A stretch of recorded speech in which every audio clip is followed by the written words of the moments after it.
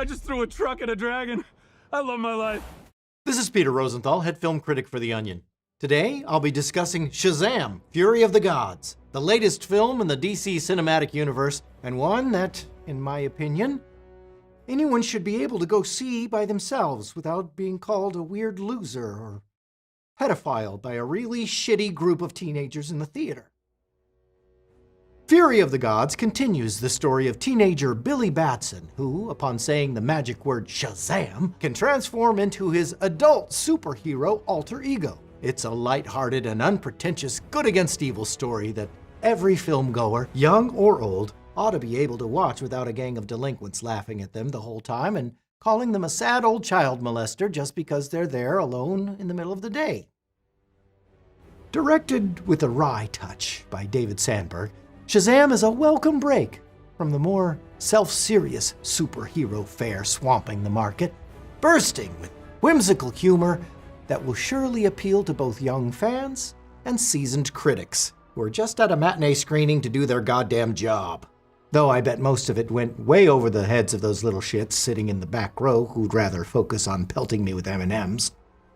Admittedly, I did find the film's subplot about Billy's attempts to keep his foster family from drifting apart slightly ham-fisted. But then again, it was difficult to focus while I was being called a weird crypt keeper-looking bitch and getting told to stop beating my man meat by 4 or 5 high school bullies sitting 2 rows behind me. For the record, I was trying to quietly open the packet of Raisinets in my lap, you perverted little mouth breathers. Not touching my junk. Grow the fuck up.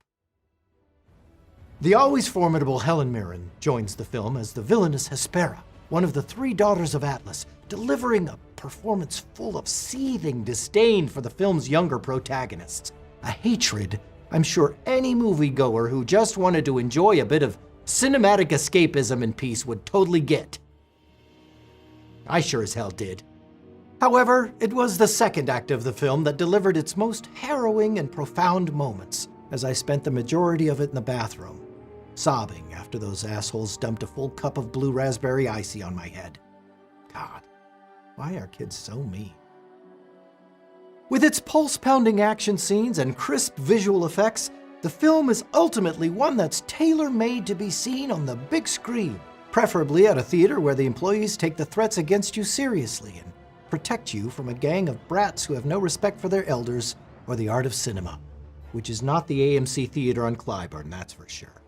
And while Shazam! Fury of the Gods isn't a groundbreaking film by any measure, it does accomplish what it set out to do by showing us that children can be capable of anything, including acting like unrepentant monsters to innocent people. For The Onion's film standard, I'm Peter Rosenthal.